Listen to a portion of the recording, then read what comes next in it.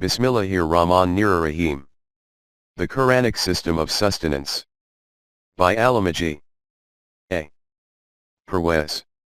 Translation. Fazal Kareem and Salayina Kareem. Chapter 4. The Quranic View. In the last two chapters we discussed the two major worldviews, namely the materialist and the mystic. The Quran repudiates them both, and offers its own. We will discuss this shortly, but first we will look at what the Quran has to say about the two other worldviews. The fact that the spiritualist worldview stands on a weak premise is self-evident. So much so that the Quran has not given much space to offering a detailed counterargument. It merely states that. But as for monasticism, we did not enjoin it upon them. They invented it themselves out of a mistaken desire for God's goodly acceptance. 57. 27. Monasticism is the escape route for those who cannot face the realities of life. Instead of facing life's challenges, the would-be member of the clergy declares his inability to deal with them, and adopts a defeatist attitude. How can the Creator ordain such a lifestyle when He has clearly decreed? And He has made all that is in the heavens and on earth subservient to you, as a gift from Himself. 45. 13.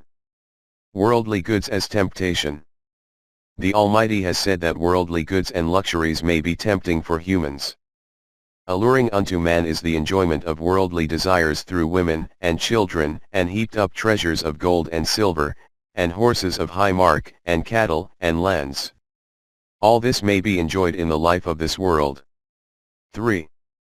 14. All things in the natural universe possess both the characteristics of Jalal, power and strength, and Jamal, beauty and elegance. For example, rain clouds bring us both storms and rainbows. The awesome power of lightning is an essential agent in enabling vegetation to thrive and create fruits and flowers. Seemingly destructive volcanic activity leads to the renewal of life via the creation of new islands. The sun is a burning furnace in which nothing could survive. And yet without it, life on earth in all its variety would become impossible. Looking at human history, we find that humans have always either sought power, Jalal, and neglected the aesthetics, Jamal, of life. Or conversely, they have focused on the aesthetics and neglected power, along with the progress it might bring. The Quran has said this is humanity's mistake, that our perspective is devoid of balance. Jalal and Jamal are actually from the same source, namely God. He tells us, all that is in the heavens and all that is on earth extols God's limitless glory. 64. 1. But what does this mean? It means that the activity of the universe manifests the facets Jamal and Jalal together, and in so doing reveals that the source of both power and beauty is one. To Him belongs all praise, hamd, and power. 64. 1. The full meaning of the word hamd means appreciation of beauty, the kind which spontaneously evokes a feeling of awe. Thus power and glory and beauty and elegance come from one and the same source. This second part of the verse also suggests that, as with Jalal and Jamal, power and praise are not contrary to one another but are actually complementary. Incidentally, the Quran also states that all things are created in pairs. 78. 6. Thus night and day, darkness and light, power and beauty, all are complementary pairs. When we come to recognize them together, we see their true nature, and thus also learn the true nature of reality. Ignoring the fact of their seeming contradiction, they are actually related to one another by virtue of the fact that one always comes from the other. Thus it is, because God makes the night grow longer by shortening the day, and makes the day grow longer by shortening the night. 22. 61. Hence these supposed conflicting pairs should be seen as a kind of spirit level of God's law. When there is a change in the balance, we see a corresponding change in the observable universe. Hence we see that Jalal and Jamal are not opposed to each other, and are not mutually exclusive. The ancient Persians wrongly treated lightness and darkness as two opposing phenomena, and this dualist thought was behind the creation of Magian religion. Thus any way of life that advocates the rejection of beauty and elegance cannot be considered Islamic. The true way consists in retaining moderation and balance in everything. Therefore the Quran is addressing the mystics when it states, "O children of Adam! Beautify yourselves for every act of service at the masjid, and eat and drink freely. But do not waste. Indeed, he does not love the wasteful." 7:31. In light of the above verse, if a society establishes itself on Quranic lines, it will obviously utilize all that is good and beautiful, which will then be reflected in the afterlife as well. Theirs shall be gardens of perpetual bliss. Gardens, beneath which running waters flow, there they will be adorned with bracelets of gold and will wear green garments of silk and brocade. And they will recline upon couches. How excellent a recompense, and how goodly a place to rest. 18:31. The Quran places much more emphasis on beauty in life than the average person might realize. As he/she is focusing solely on the usefulness of such things and overlooking the element of beauty itself. For example, the Quran refers to cattle and sheep from which we use the skin and wool for our clothes, and we consume the meat. These are the practical benefits we take from our livestock. The average person doesn't think beyond this point.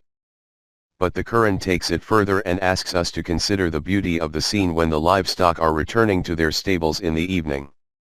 Or at daybreak, when we take our livestock out to pasture, and the sun gradually rises over the horizon. Hence the Quran is asking us to consider the aesthetics as well as the practical usefulness of all things. And he creates cattle. You derive warmth from them, and various other uses. And from them you obtain food/and you find beauty in them when you drive them home in the evenings and when you take them out to pasture in the mornings. 16:5-6. A few verses later the Quran adds, "And it is he who creates horses and mules and asses for you to ride, as well as for their beauty. And he will yet create things of which today you have no knowledge." 16:8. Note that the Quran sternly rebukes those who would reject the beautiful and useful things of the world and declare them haram, prohibited, turning human society into a funeral procession. It has stated that wealth and power are gifts from God. All messengers have advised their peoples to strive for these things. Prophet Hud ever told his people to remember the blessings that God had granted to Noah's people before them, that is the things that helped them to establish their power and to prosper. Do but remember how he made you heirs to Noah's people, and endowed you abundantly with power. Remember, then, God's blessings, so that you might attain to a happy state. 7:69. Likewise the prophet Salih told his people, "And remember how he made you heirs to the tribe of Ad, and settled you firmly on earth, so that you were able to build for yourselves castles on its plains and hew out mountains to serve you as dwellings." 7:74. The prophet Joab, Jethro, told his people, "And remember the time when you were few, and how he made you many, and thus became a strong nation." 7:86. The Quran states regarding Abraham's people, tribe, that we have given them the book and the wisdom. In addition it states, "We granted revelation and wisdom to the house of Abraham, and we bestowed a mighty dominion to them." 4:54. The whole story of Moses and the Israelites is a continuation of the history referred to above. And from this we get an idea of how much importance the Quran has given to the acquisition of power. It has recorded the outcome of this struggle as follows. "And whereas unto the people who had been deemed utterly low, at one time, we gave them the eastern and western parts of the land that we had blessed as their heritage. 7. 137. God's favor, of power and authority for those who struggle in his cause, was promised not just to the children of Israel but in fact to all nations. Hence the early Muslims were also told, "And he made you heirs to their lands, and their houses, and their goods, and promised you lands on which you had never yet set foot. For God has indeed the power, qadr, to will anything. That is, everything occurs in line with the measures and scales set by him." 33. 27. When the Prophet Abraham went to what is now present-day Mecca to lay the foundations of the Kaaba, he prayed to God with the following words: "O my sustainer, make this a land secure, and grant its people fruitful sustenance too." 126. God likewise recounted his favor to the Quraysh of Mecca. He has given them food against hunger, and made them safe from danger. 106. 4. God told the final messenger, "And found you needy, and enabled you to become self-sufficient." 93. 8. We have created all this for the sustenance of human beings. It is we who bring dead land to life. 50. 11. Any nation that follows God's law will partake of all the blessings of heaven and earth. 5. 66. Not only do such people obtain all they need for their sustenance, but they also gain an honorable status, that is dignity and power. God has promised those of you who have attained to faith and do righteous deeds that, of a certainty, he will cause them to accede to power on earth. 24. 55. As for anyone, man or woman, who does righteous deeds, and attains to conviction, Iman, we will certainly cause him to live a good life. 16. 97. For them there is the glad tiding of happiness in the life of this world. 10. 64. Conversely, for those who defy divine law, the Quran states, "What, then, could be the reward of those among you who do such things but disgrace in the life of this world too?" 85. This disgrace takes the form of hunger, fear, and shortage in every type of sustenance. They taste the all-embracing misery of hunger and fear. 16. 112. See also verse 7. 130. Therefore God's rewards for following divine law are abundance, economic ease, and all the good things in life, and conversely his punishments are a lack of sustenance and hunger and fear. At another place the Quran states, "But as for him who shall turn away from remembering me, his means of subsistence will be restricted." 20. 124. The Quran has taken this point further. To the theist, the purpose of life is to try and strive for a place in heaven by doing good deeds. We will leave aside the subject of heaven here. In the Quran, God tells Adam that Iblis, Satan, is his enemy, and warns him not to allow Iblis to lead him out of heaven and into a world of suffering. At that time, Adam had been living in a heavenly state in which he did not want for anything. At present, with the kind of life you are leading, you do not have to worry about your food or clothing. You suffer neither from thirst, nor from the heat of sun. 20. 118-9. Heavenly existence.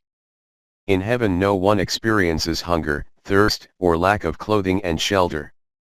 In other words, the outstanding feature of heaven is that no one goes without their basic necessities. Likewise in their heaven Adam and Eve were told, "And we said, O Adam, you and your wife reside in this garden, and eat freely from it, both of you, whatever you may wish." 2. 35. In heaven there will be no shortage of food and water, and people's needs will be met in full. Neither will anyone have to labor just to survive, nor will anyone become tired. 35. 35. giving cause for its inhabitants to say, all praise is due to God, who has caused all sorrow to leave us. 35. 34. Aside from this, at various places the Quran reiterates the point that in heaven neither shall anyone have cause to fear, nor shall they have cause to feel sorrow. 2. 37, 2. 62, 2. 112, and others. Everyone will be protected from all harm. Not only will no one worry about unemployment, but all means of sustenance and all aesthetic things and wholesome sources of enjoyment will be provided for as well. Let us now see how the Quran describes this heavenly state of affairs. A garden of bliss, and with garments of silk 76. 12. They will recline on couches 76. 13. Clusters of fruit 76. 14. Vessels of silver and goblets that will seem to be crystal 76. 15. Garments of green silk and brocade 76. 21. Bracelets of gold and pearls 22. 23. Also 35. 33. Waited upon with trays and goblets of gold 43. 71. Where there are rivers of water that time does not corrupt, and rivers of milk the taste of which never alters, and rivers of wine delightful to those who drink it, and rivers of honey 47. 15. Fruit and meat in abundance 52. 22. Reclining upon green meadows and carpets rich in beauty 55. 76. They will be given a drink of pure wine whereon the seal of God will have been set 83. 25. They shall have whatever they may desire 50. 35. And theirs shall be all that they could ask for 36. 57. And there will be found all that the souls might desire, and all that the eyes might delight in 43. 72. You will see the brightness of bliss on their faces 83. 24. According to the Quran, this is life in heaven, and it can be achieved by following the Quranic program. Note that according to the Quran, this life can be acquired not only in the afterlife but on earth as well. Any society that governs itself according to Quranic teachings will thus have a heavenly life on earth. All the joyful, abundant, and beautiful things, as listed above, of heaven are obtained on earth, whilst these same things, as applied to the heaven of the afterlife, are metaphorical. What these metaphors of the afterlife represent cannot be known to us at present, nor are they the subject of our discussion. Suffice it to say again that according to the Quran, a heavenly life means ease and happiness here on earth as well as in the hereafter. From this discussion it becomes clear that according to the Quran, the good things of this world are all God's reward. Good conduct is rewarded with the attainment of power and of success in the land. When there is abundance of sustenance and all needs are met leading to peace and security, then this is heaven on earth. The desire to have attractive and pleasing items is not forbidden by the Almighty. Conversely, disgrace, oppression, weakness, fear, and hunger are forms of our self-inflicted punishment, coming from our unwillingness to follow His laws. From this it is obvious that the spiritualist worldview according to which all desire is sinful, and life sufferings such as hunger and destitution are signs of piety, stands in stark contrast to the Quranic position. Let us now review the materialist worldview, according to which there is no life beyond the life of this world, and the only nourishment we require is physical. The entire focus of the materialist is to live well, and meeting all our physical needs is the mark of success. Of course, this is also contrary to the Quranic position, for the following reasons. 1. According to the Quran, we don't merely have a physical existence, but we also possess a self or personality that is capable of attaining immortality. Death therefore does not mark the end of human existence. 2. According to the materialist, we cannot even meet the needs of all people here on earth, let alone in any future life. In contrast, the Quran offers a system that not only meets humanity's physical needs but also makes provisions for unlocking our hidden potential. Thus the human self develops and is fully prepared to enter the next stage, the afterlife. Note that in our present earthly life, the development of the human self is dependent on the condition of the physical body, and thus it is of the utmost importance that all our physical needs be met. It follows that meeting our physical needs is a means to an end, and not an end in itself. Meeting our physical needs therefore is a step towards the higher goal of unlocking the potential of the human self. The human self. As we have already noted in Chapter 2.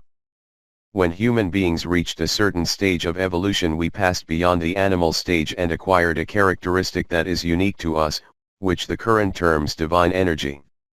32. 9. Some modern Western thinkers also acknowledge this view of human life. Ouspensky, for example, has said, "The complicated system of the human soul often appears as dual, and there are serious grounds for such a view. There live in every man, as it were, two beings, one being comprising the mineral, vegetable, animal and human time and space world, the other being belonging to some other world. One is the being of the past, the other the being of the future. And the past and the future find themselves in eternal struggle and eternal conflict in the soul of man. It may be said without the slightest exaggeration that the soul of man is the battlefield. Sick. Of the past and the future." Nietzsche translated Zoroaster as follows: "I am of today and heretofore, but something is in me that is of the morrow, and the day following, and the hereafter." In other words, life has passed organically through the mineral, plant, and animal stages to finally become human. Once we reached the human stage, we gained a new characteristic, namely the personality, or self. Our future doesn't lie in biological evolution, but in self-evolution. The human being is, of course, biologically, a highly complex animal. It changes from moment to moment, in accordance with the laws of nature.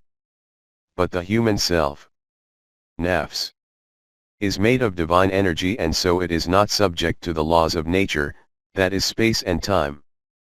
Biologists tell us that every cell in the body dies and is replaced after a time, and so the body that existed 10 years ago is completely different today. However, the part of ourselves that we call I or me remains the same and is permanent.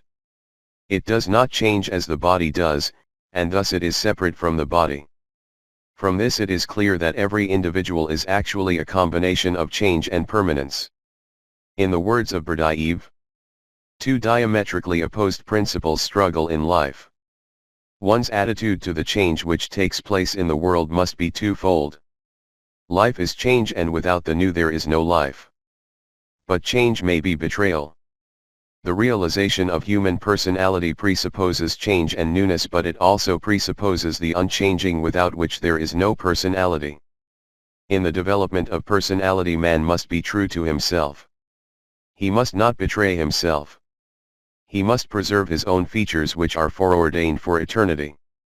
It is a necessary thing in life that the process of change which leads to the new shall be combined with fidelity. This is what makes the human self unique. To quote Bergson again, as we did in Chapter 2, the soul is a thing incapable of decomposition because it is simple, incorruptible because it is indivisible, immortal by virtue of its essence. Joad writes that even if we admit that the self is subject to change, the fact remains that the self cannot be divided or broken down. The whole personality is present in everything that we do. The psychologist and philosopher Erich Fromm has written with regards to the self. In the same sense we have faith in ourselves. We are aware of the existence of a self, of a core in our personality which is unchangeable and which persists throughout our life in spite of varying circumstances, and regardless of certain changes in opinions and feelings. It is this core which is the reality behind the word I, and on which our conviction of our own identity is based. Unless we have faith in the persistence of ourself, our feeling of identity is threatened and we become dependent on other people whose approval then becomes the basis for our feeling of identity. Only the person who has faith in himself is able to be faithful to others. Because only he can be sure that he will be the same at a future time as he is today and, therefore, to feel and to act as he now expects to. Faith in oneself is a condition of our ability to promise, and since, as Nietzsche said, man can be defined by his capacity to promise, faith is one of the conditions of human existence. What we have described of the Quranic view accords with mystic thought to a point, since mysticism also advocates the existence of the soul. Yet from here the two viewpoints diverge. In mysticism the aim is to discard the ego, the I, and merge the soul with the Great Spirit. If we accept this view, the idea of developing and strengthening the self becomes void. In light of the Quran, the self is permanent, and the aim of life is to strengthen the self to the point that the individual I becomes indestructible or immortal. To the mystic, the only way to cleanse the soul is to denounce the world. This concept, as we have already mentioned, is completely opposed to the Quranic worldview. Hence there is no room for spiritualism or mysticism in the system of Rububiyyah, total sustenance, which the Quran decrees as the ultimate goal in life. It is clear therefore that the Quranic viewpoint is distinct from both the materialist and the mystic view of life. In the next chapter we will review the Quranic system of Rububiyyah, and later in this book, chapter 8, we will also discuss how, according to the Quran, it can be established.